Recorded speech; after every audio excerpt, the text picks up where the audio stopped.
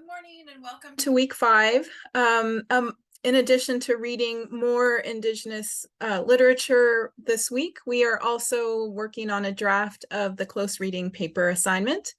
And so I wanted to talk a little bit about close reading just as a reminder, since we've been doing it really since week 2, but I'm seeing some folks not quite yet getting the hang of how to talk about wording. So I want to touch on that a little bit and touch on the close reading paper itself in preparation for the draft that's going to happen this week.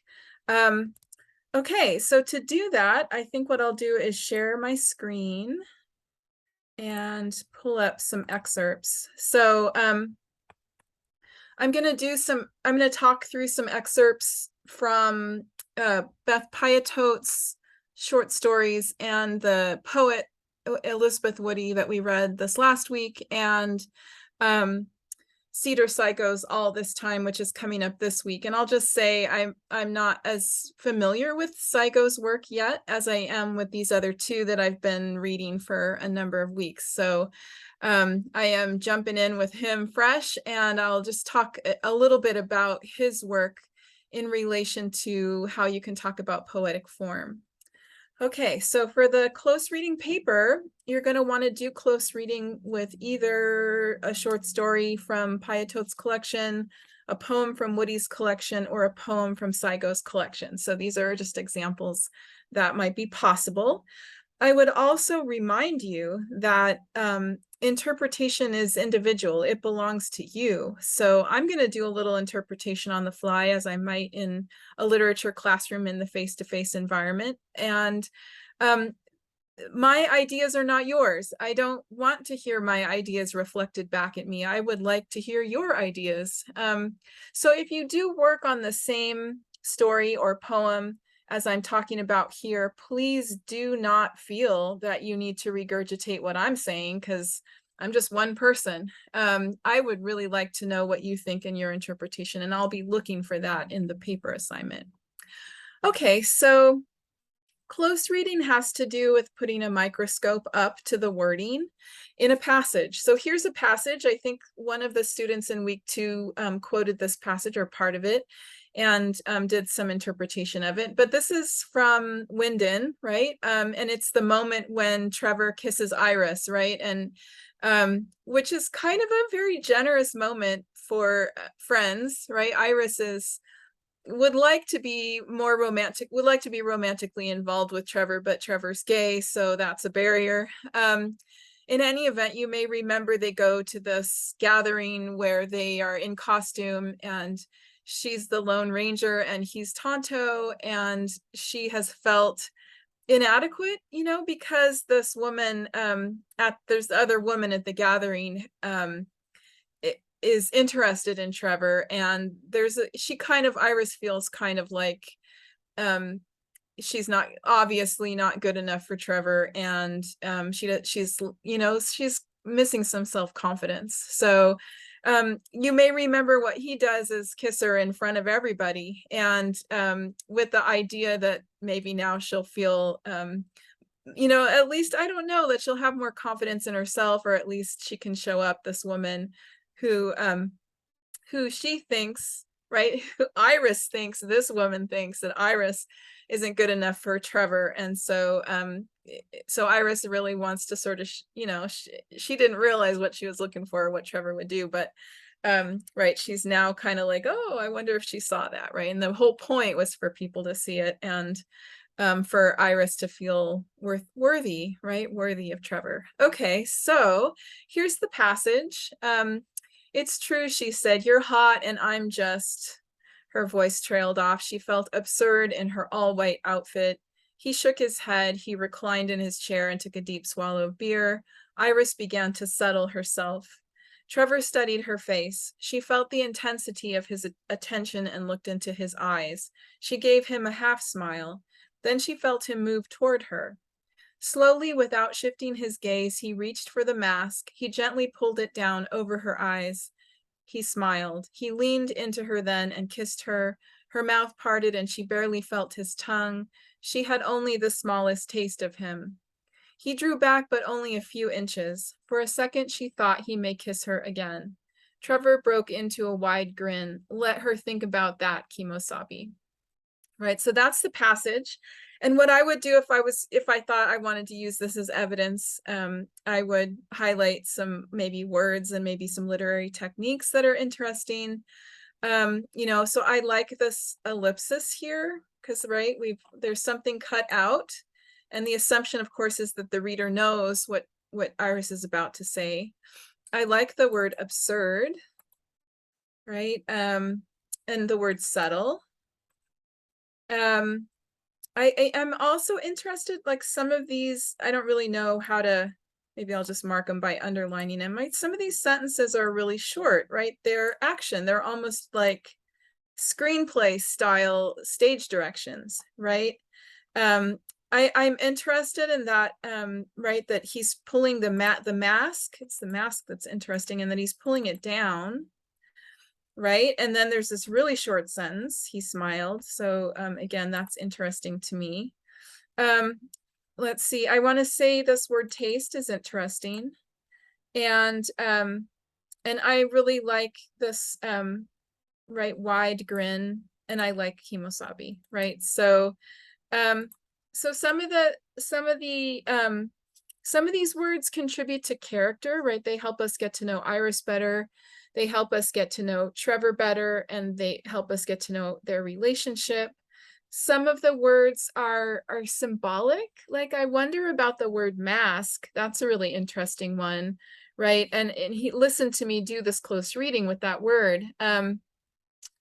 Mask is like, one could argue that we're always wearing masks. Okay, so there's that, right? We're always sort of masking ourselves, our true selves, and performing something for the world, right? So we're trying to share our identity with others, but we want to sort of control that identity in lots of ways so that we make a good impression or we get the kind of response that we're looking for. So, right, so to back up, a mask is something that covers the face with the purposes of disguising people, right? And notice I'm not using a dictionary, I'm just making up a definition. You, of course, can take a look at a dictionary set of definitions because that might trigger some other ideas about meanings, right? So mask is the covering itself. It's also a verb, right? So to mask is to cover up or disguise the face. The fact that it's connected with the face seems important, right? Because our face is the way we understand our own identity. And so having a mask on is really definitely playing with identity, disguising identity, giving ourselves a different way of introducing ourselves to the world, right, through this covering. There's also a sense of lying and maybe a fear of detection, right? So then the positives would be, it's fun, we're at a party, it's playful. This is the Lone Ranger's mask, right? So there's this sort of pop culture allusion to the Lone Ranger and his outsiderness or his fighting crimeness or something like that, right? So he doesn't want his identity, like, of course there's that. He doesn't want his identity to be discovered, but apparently no one looks at the rest of his body or his clothes or his horse to know who he is, right? So masking in that way, there's some humor. It's playful, but also there's the seriousness of identity and Iris's lack of confidence in her own identity at this moment, and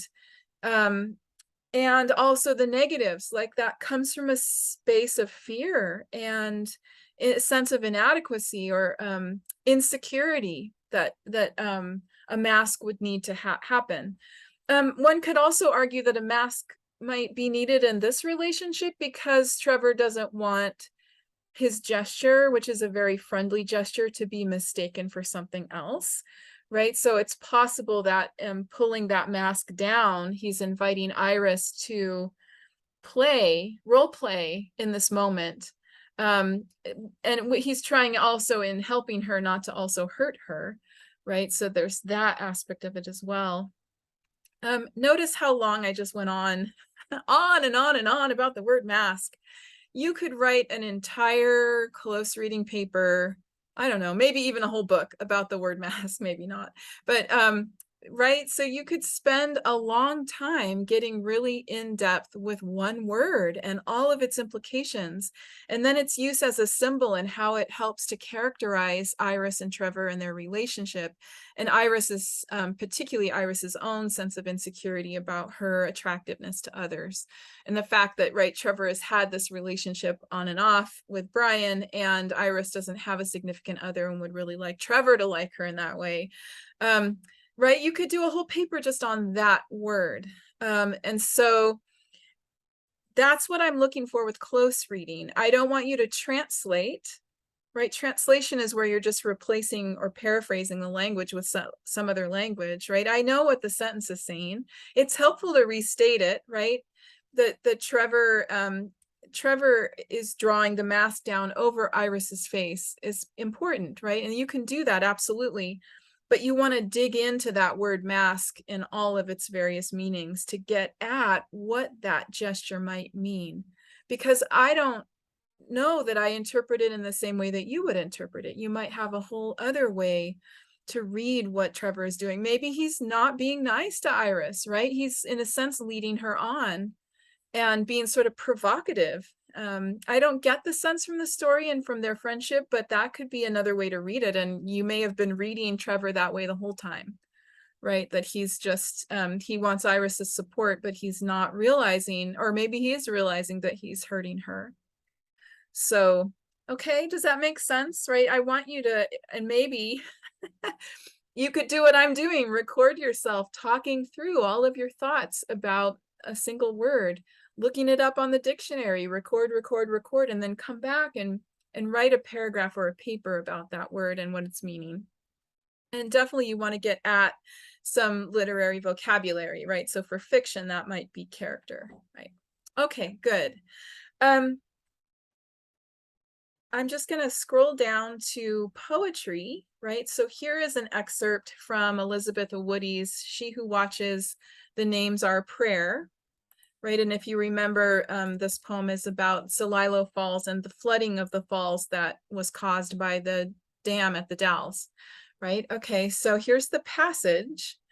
There is Celilo, dispossessed, the village of neglect and bad structure. The falls are faint rocks and rippled in the placid lake of backwaters. With a sad stone grief and wisdom, I overlook the railroad. The tight bands rail along the whirls of the Columbia. Drowning is a sensation fishermen and their wives know of. Men who fished son after father. There are drownings in the Dalles, hangings in jails, and off-reservation suicide towns. Right. So so Woody is really getting at not only this image of this drowned waterfalls and the loss of this gathering place that had been in existence, you know, for tens of thousands of years.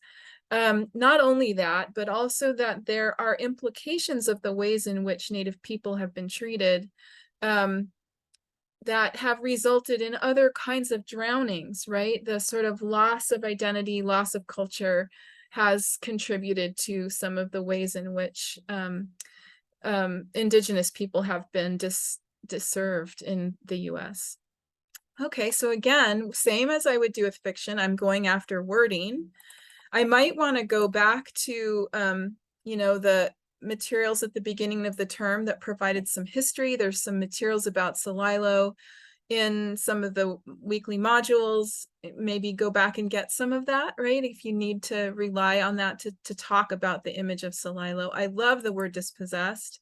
It's a really powerful. It suggests that there was possession and now it's been violently taken away, right? So that's a really amazing word. I'm also interested in this word enrippled, which is Woody's invention, right? I don't think it's a word that exists, but like Shakespeare and like probably other writers, right? Woody is developing the language she needs to be able to communicate the feeling that she wants to communicate. In this line, I'm also noticing the F sounds here, right? There's some alliteration happening, which is a poetic technique that has to do with sound. Let's see, there's more alliteration here with sad stone. Yeah, let's see what else. I love, I don't know if I'll get to talk about railroad at all, but the wording associated with railroad is really interesting. And I don't know what I think yet about its inclusion there, but it's definitely, you may know from having driven up and down I-84 that the rail line runs for part of the way alongside the river and between the road and the river. And then this image of drowning in the way in which the poem makes it mean more than the literal, right? This is something that obviously that people who make their living from the water know about.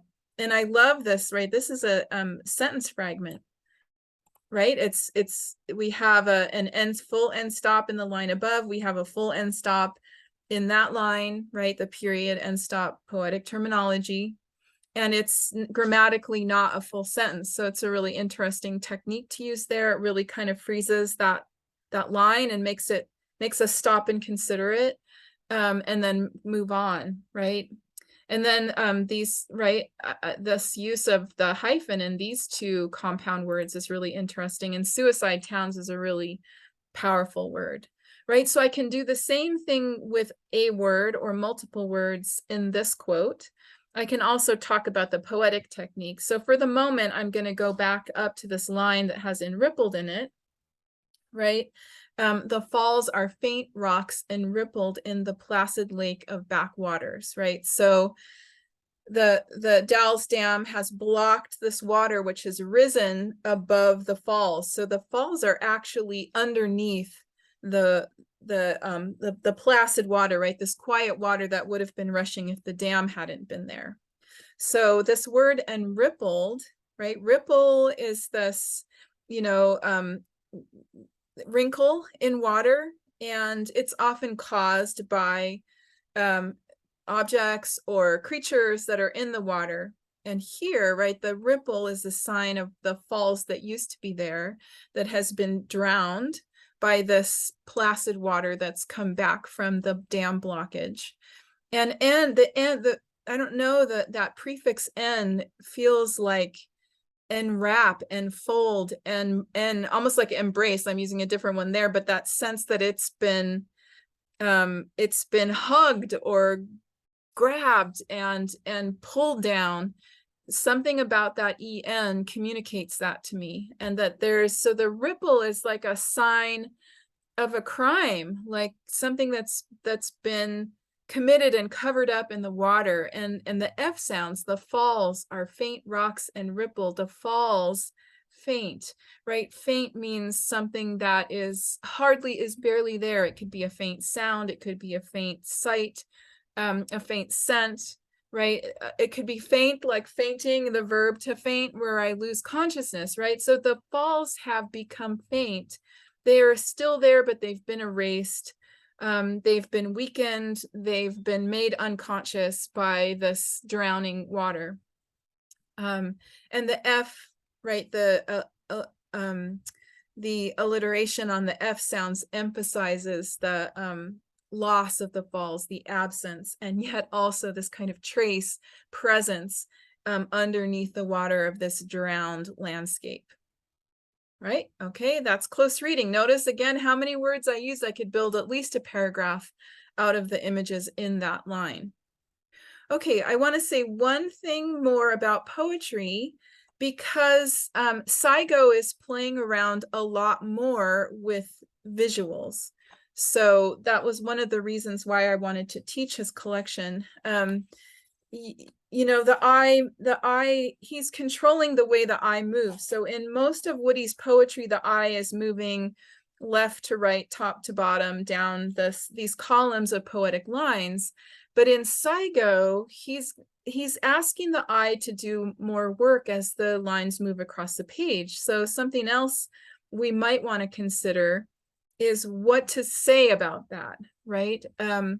So here's an excerpt from On the Way. It's the beginning of the poem, and I picked it because I grew up in Southern California, and we had a famous mission where the swallows came back every year. So it's just, I have a personal connection to the word swallows, the birds. Okay, he says, "Have the swallows returned to my porch light? I may have left it on through the night. I may have burnt them out when the wind shakes the window glass. I step out of the house hoping for the smell of rain, right? And the poem goes on from there, but this is the beginning, right? It's starting with a question, right? So that may be important. It's interesting that the swallows are returning to the porch light, almost like moths. So I'm curious about that. What does that mean? There's a rhyme between porch light and night. Does that matter? Right? There's this contrast between light and night that's there in those words and in that rhyme. Right? There's this sense of maybe left, right? Like accidentally having left a light on versus having burnt, which sounds very intentional and dangerous and violent, right? So there's those verbs are giving two different meanings associated with the narrator's role in what's happening with the swallows. And then we have again some alliteration, right? Shakes the window glass. I step out of the house, hoping for the smell of rain. And again, I'm from Southern California, so rain is like paradise, right? The smell is it's joy, right? It's joyous because it doesn't happen so often. So there's again the image of rain, there's the attachment of hope to that image, and right, and the narrator stepping outside, joining this external world. Okay, so we can again dig into the wording. We could talk about the poetic technique being used here, but I'm particularly interested in why the placement of the lines might matter, right? There's two lines that are left aligned and everything else is indented in this passage, right? There's some double spacing and some single spacing. So the question might be, does that matter? And then it's interesting, again, which lines line up with each other. So returned, the window glass, and I step out of the house are the ones that are shifted the furthest over. And does that matter, right? So I might say, well, you know, the white space around returned really emphasizes that idea of return, that the swallows are coming back, or at least we're asking whether they have. So return might be important to this poem, and the formatting emphasizes that word. So I could talk about that word. Returned has to do with having been somewhere and coming back to it. And maybe that matters in this poem, right? And so the white space around return calls attention to that. It's also returned is also being aligned, right, in terms of its indentation with I step out of the house, which makes me wonder, is there some aspect of returning that the narrator is doing, right? And that maybe this movement from being inside to being outside is about returning. Maybe it's returning to the natural world, or returning to a particular place or a memory. And maybe those things are important. I haven't, as I said, I haven't worked yet enough with Saigo to know what I think about this poem or even this passage, but I wanted to call your attention to these elements as poetic techniques. And so if you decide to work with Saigo, which I would highly recommend, when you quote from his work, it would be good to quote as a block quote, right? You can, of course, quote, you know, just like as you would in the prose of your own paragraph, lines from his work. I would put slashes between those lines, but because he's doing something visually with the layout, I think it would be better just to, you know, to take this and make it a block quote, insert it into the middle of your paragraph, right? So you have some language that comes at the beginning of the paragraph that introduces the quote, you have the quote, and then you have the analysis of the quoted passage in the end of the paragraph. That would be better, I think, than to try to just insert it into the prose of your paragraph, because something's going on here visually, and you want to probably show that. If you have 4 or more lines from any piece, right, even this, a Woody's, it would operate as a block quote. And even if you want to do this, right, you would just insert this as a block quote. You would include the indentations as further indentations from the left side. You know, so if I wanted to put all of this in inside my paragraph, I would I would move it all over 1/2 inch, right? So it would be indented from the left, and then the paragraph beginnings would be a further indent in the block quote. So let me move to, since I'm talking about formatting, let me move to show you the sample paper that I put in the close reading paper assignment, right? So you have a format to look at. It's all set up the way that I would expect it to be for me. The heading, the title centered. The title shouldn't be the title of the poem alone because somebody else has already used that title, but it can include the poem title, right? This is a Shakespeare paper, so it's including the Richard III title of the play, but it has other things in it, right?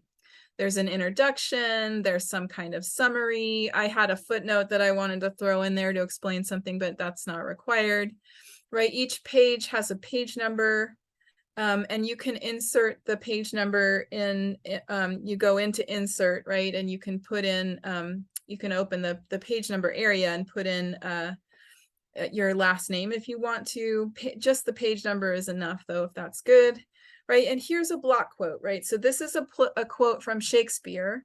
Shakespeare, as far as we know, didn't fool around much with the white space of his poetic plays. So here's the block quote, right? It's indented 1/2 inch or from the left margin. And the returns are at the end of the lines because his line endings do matter. So visually that's important. But that's the way the block quote looks, right? There's blah, blah, blah introducing. There's blah, blah, blah afterward. There's no indent here, right? After the discussion that comes after the block quote is left aligned because the quote and the analysis of it should be in the same paragraph. And if you put an indent here, it would indicate a new paragraph starting, which should not happen, right? You don't want to put a quote in, go, here's the quote, KC, bye, right? And then moving on to the next point. Because I won't interpret the quote the same way you will. So I often want to say that the analysis following the quote should be at least as long as the quote, if not longer. And hopefully in my discussion of wording and digging into the wording with this video, you realize there's just a lot to say about each word, right? So you might be talking about particular words from the quote. You might be talking about techniques from the quote. You might be getting at some positionality, right? Your own or others and assumptions. So those are things that may be in the paragraph following the quote. Right, and so this paper had a discussion of an adaptation in it, which is a film version of a play, and then right, some more discussion there, blah blah blah, and then a conclusion, and then the works cited, right? And take a look at the paper assignment because the paper assignment has some sample citations in it that you can use as models for what you want to cite. So right here's the paper assignment. It has objectives and requirements. You want to, again, be using a story or poem from the first 3 books we've been looking at. If you don't yet have a copy of the Woody or the Saigo textbook and you're interested in using a poem from one of them, you may be able to find something online, or I'd be happy to make a copy of a poem for you if you think you might want to work with it based on the discussion that others have made of it. Just send me a Canvas inbox message and I'll get back to you with the copy. Okay, so there's that, right? And there's some discussion here about what to do with the paragraphs. I don't require a certain page length. I think a paper needs to be as long as it needs to be to make your point.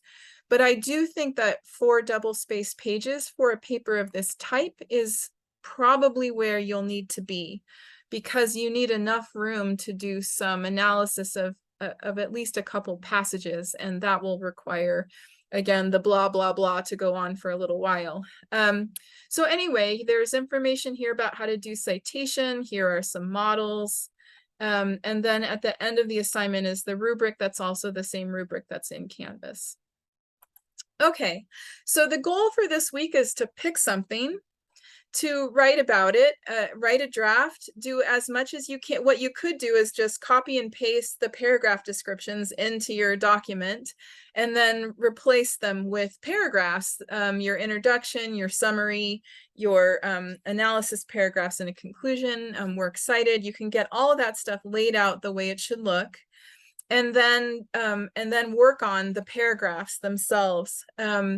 In doing close reading and adding the blah, blah, blah to the paragraphs so that your close reading is in support of the interpretation you're doing with the text itself.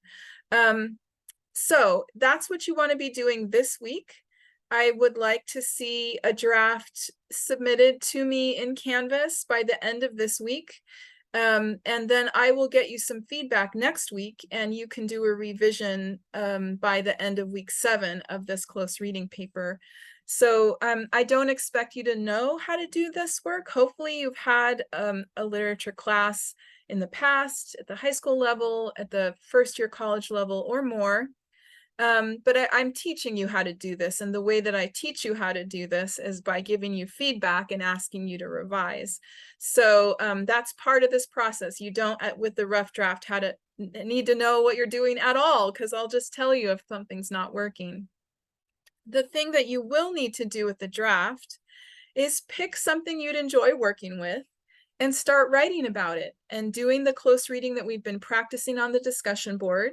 Feel free to go back and pull writing you've already posted. If you want to work with something that you've been writing on already, go get that, go get it. And then you have a place to start. You've got language you've already started to use.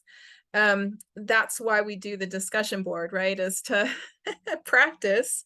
And there's no reason for you not to use this work you've already started doing. And it may have helped you engage with the story or the poem that you decide to work with for the draft.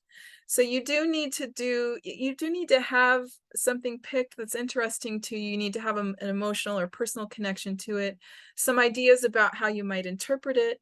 But other than that, you don't have to be done with the draft, right? The draft is a draft. It is whatever the paper looks like by the draft deadline, right? So that's the draft. It is what it is. Turn it in, get done with it, and then wait for my feedback.